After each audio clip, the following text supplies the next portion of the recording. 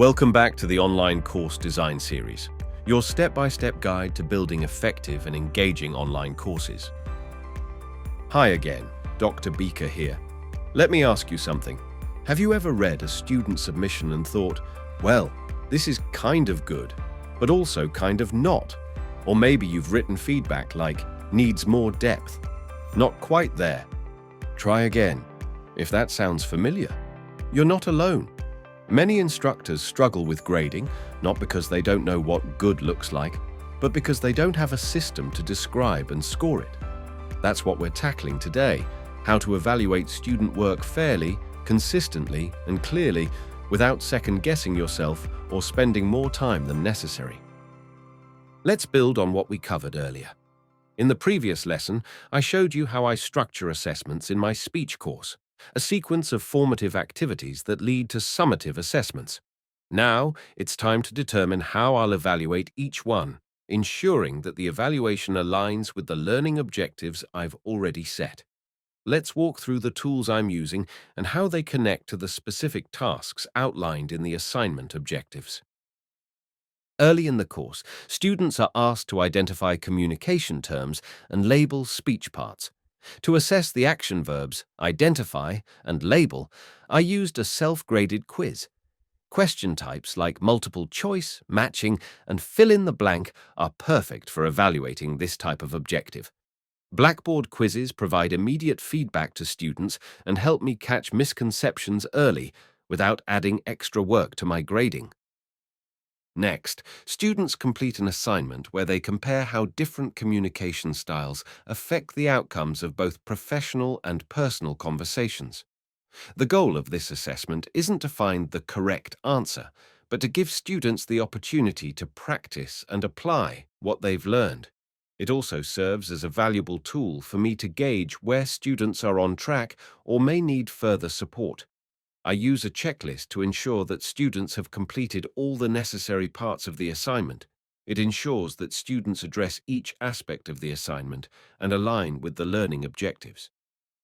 Finally, for the summative report and reflection, I use a rubric. This is where students demonstrate mastery of the course objective, analyze how different communication styles impact conversations. The action verb, analyze, involves structure, delivery, clarity, and communication choices, all of which require thoughtful judgment to assess. Here's a sample row from my rubric for the assessment Communication Style and Audience Awareness. The row consists of varying levels of completion from exceeds expectations to unacceptable. Each cell contains general feedback for the level of completion, which I can provide to my students. When used with Blackboard's rubric tool, grading is as easy as selecting the appropriate cells and clicking Submit. You can also provide additional feedback for each selected cell or overall feedback if needed. Rubrics help me evaluate higher-order thinking and ensure that students are being assessed on the same criteria I used when designing the course. You'll find ready-to-use rubrics in this lesson folder, including templates for discussions, reflections, peer reviews, scenario-based responses, and group projects. Each rubric is available as both a Word document and a Blackboard-ready version. You can import them directly into your course or use them as a starting point to build your own. We've also included a short tutorial on how to use the Blackboard rubric tool. And here's a tip. Share your rubrics or any evaluation tools before the assignment begins.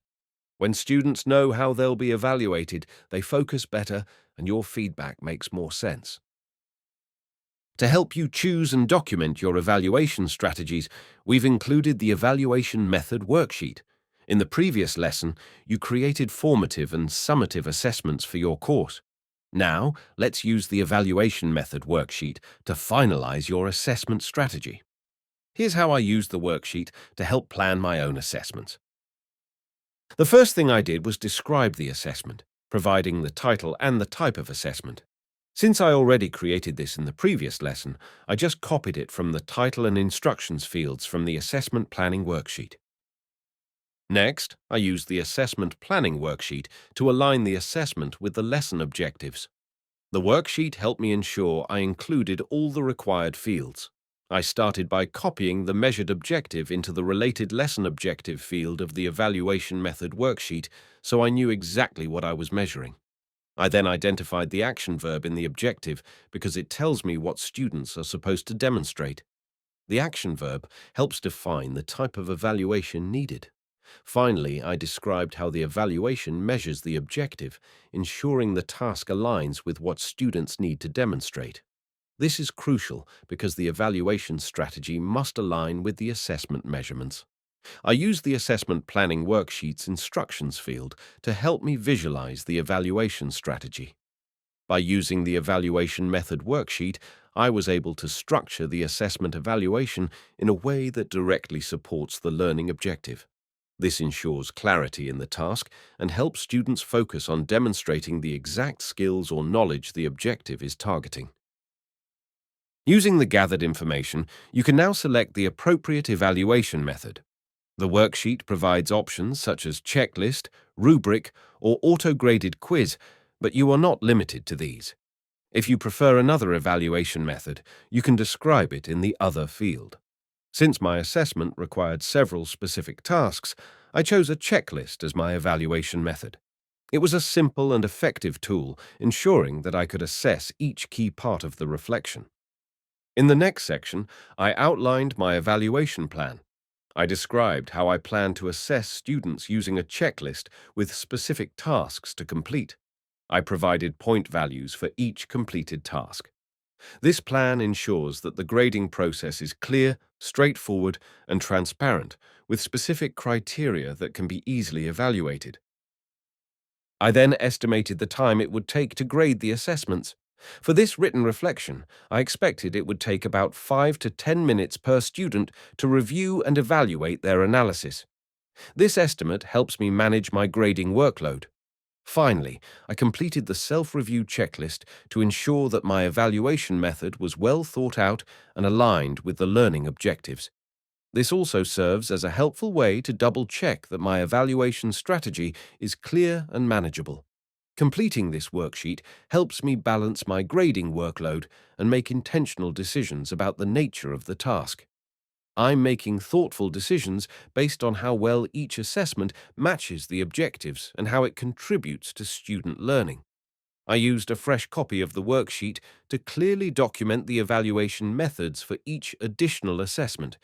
This ensures that all assessments and evaluations are clearly aligned with the course's goals and prepares me to incorporate the desired evaluation strategy into each of my Blackboard assessments. One more tip. Let students know when and how they'll receive feedback. Whether it's within 72 hours or by the end of the week, setting those expectations clearly in your course helps build trust and reduces anxiety. Students don't need instant feedback, but they do need to know when to expect it. Also, consider how long it will take you to grade each assignment. Longer or more complex tasks may require more generous turnaround times. If you've estimated time on task when designing your assessments, that same estimate can help you plan a reasonable grading window. Set expectations that are fair for students and sustainable for you. To wrap things up, today we've covered how to evaluate student work in a way that's fair, consistent, and clear. We explored different evaluation tools like self-graded quizzes, checklists, and rubrics, and I showed you how to use the evaluation method worksheet to align assessments with your learning objectives.